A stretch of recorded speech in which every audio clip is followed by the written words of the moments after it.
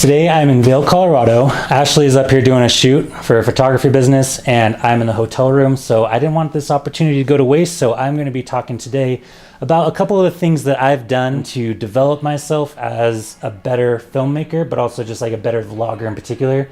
And again, particularly coming from a place where I don't like being super out there. I'm not like super energetic or enthusiastic. I'm usually like the really stoic person, like just like here's where we are, it's really cool, look at that really pretty thing. Comparing yourself to somebody who's super energetic all the time, that can be kind of tough because you're like, oh man, their videos are fun to watch, and I'm just like, here's where I am. Even if you're in a cool spot and you're not presenting it in a cool or energetic or enthusiastic way, it is not going to work out. So today I wanted to share with you 3 things that I've done over the past couple months to develop myself as a better filmmaker, as a better personality in front of the camera, but also just being more comfortable with that camera in front of my face, especially in public. Tip number 1, go to crowded, touristy places with your biggest camera possible. You're super uncomfortable at first, but then you look around and you're like, oh my gosh, everyone has their camera out. This isn't weird at all. If I've got this camera that I'm pointing at my face and talking to it, it's just the normal thing. Like, people have their cameras out, and so you'll find that it's actually a bit more comfortable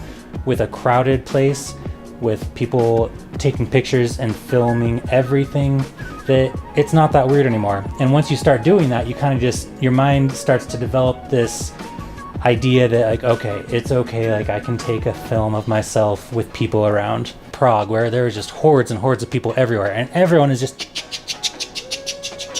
and so everyone's got their camera out, and so it wasn't weird to pull out my camera and say like, hey, we're at the astronomical clock, like it's about to go off. It wasn't weird at that point because everyone had their cameras out, and so having that comfort of somebody else doing it, you didn't look as weird, and so there wasn't that fear of looking weird. Your mind starts thinking like, okay, I can pull out my camera while there are people around. Tip number 2, use your phone. It's okay to pull out your phone. Not every single shot in your vlog or videos you're making has to be recorded on a DSLR camera with your finest audio equipment. Sometimes it's okay to just pull out your phone. If you're just taking a selfie of yourself and recording yourself talking to the phone, people do that now. Like, Snapchat is everywhere. People are constantly making Instagram stories. So if you're pulling out your phone and saying, hey, I'm at the beach, check it out, that's not weird anymore. That's just what people do. Get comfortable with just pulling out your phone. Vlogging can happen on that. And you can support it with, going off in a not so crowded place and taking some cool B-roll shots with your DSLR, and it's gonna look smooth and awesome. But if you're just out in a crowd, if you're out at dinner, it's not totally appropriate to take out your huge DSLR and be like, what do you think about this? Oh, cool, check out this food. Oh yeah, we're here at this restaurant. People are gonna be looking around and be like, I was here for a nice experience and that guy's ruining it.